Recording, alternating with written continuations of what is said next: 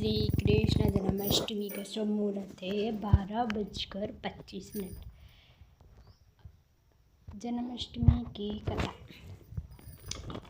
मथुरा के राजा उग्रसेन के बड़े पुत्र का नाम कंस था। वह अपने पिता को गद्दी से उतारकर स्वयं राजा बन बैठा। कंस की चचेरी बहन देवकी का विवाह वसुदेव के साथ हुआ।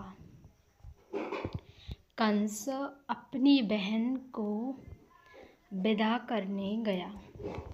तभी आकाशवाणी हुई, हे कंस, जिस बहन को विदा कर रहा है उसी के 8वें पुत्र द्वारा तू मारा जाएगा।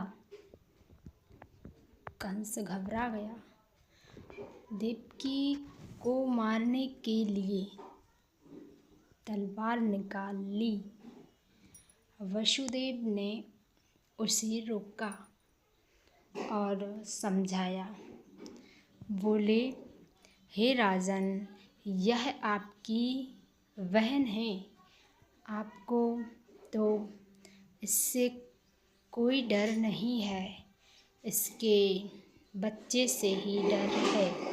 मैं शपथ खाता हूँ कि मैं देवकी की संतान आपको देता जाऊँगा। कंस मान गया। उसने वसुदेव देवकी को बंदी गृह में डाल दिया।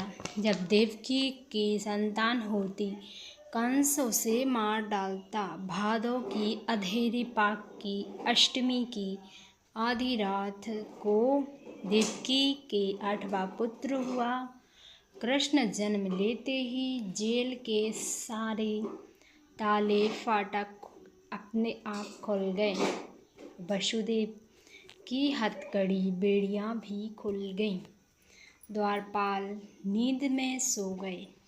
बच्चे के मुख पर अनोखा तेज था। उसी समय उन्हें सुनाई पड़ा, इस बालक को यमुना पार गोकुल में नंद यशोदा के घर पहुँचा दो। वहाँ से उनकी कन्या ले आओ, उसे कंस को दे दो। पुत्र को सूप में सिरका में रखकर वसुदेव गोकुल चल दिए। उस समय बहुत भारी वर्षा हो रही थी। शेषनाग ने आकर बालक के ऊपर अपने फन का छाता लगा दिया। यमुना बढ़ रही थी। कृष्ण का पैर छूते ही यमुना घट गई। वसुदेव गोकुल पहुँच गए और नंद के घर सब सोए हुए थे।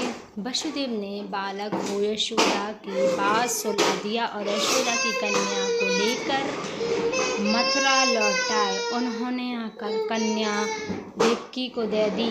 गोद में आते ही कन्या रोने लगी। रोना सुनकर पहरेदार जाग गए। संतान होने की खबर पाकर कंस बंदी गृह आया। उसने बच्चे को देवकी की गोद से छीन लिया। कन्या का पैर पकड़कर पत्थर पर पटकना चाहा, लेकिन कन्या हाथ से छूट गई और यह कहती हुई आकाश में चली गई, हे मूर्ख, तू मुझे क्या मारेगा? तुझे मारने वाला तो ब्रज में पैदा हो चुका है। श्री कृष्ण ने कंस का वध किया, उग्रसेन को गद्दी पर बिठाया। कृष्ण ने महाभारत की लड़ाई में अर्जुन को गीता का उपदेश दिया और पांडवों की सहायता की। बोलो श्री कृष्ण भगवान की जय। जय कन्हैया लाल की। हाथी घोड़ा पाल की, नंद के आनंद भयो। जय कन्हैया लाल की।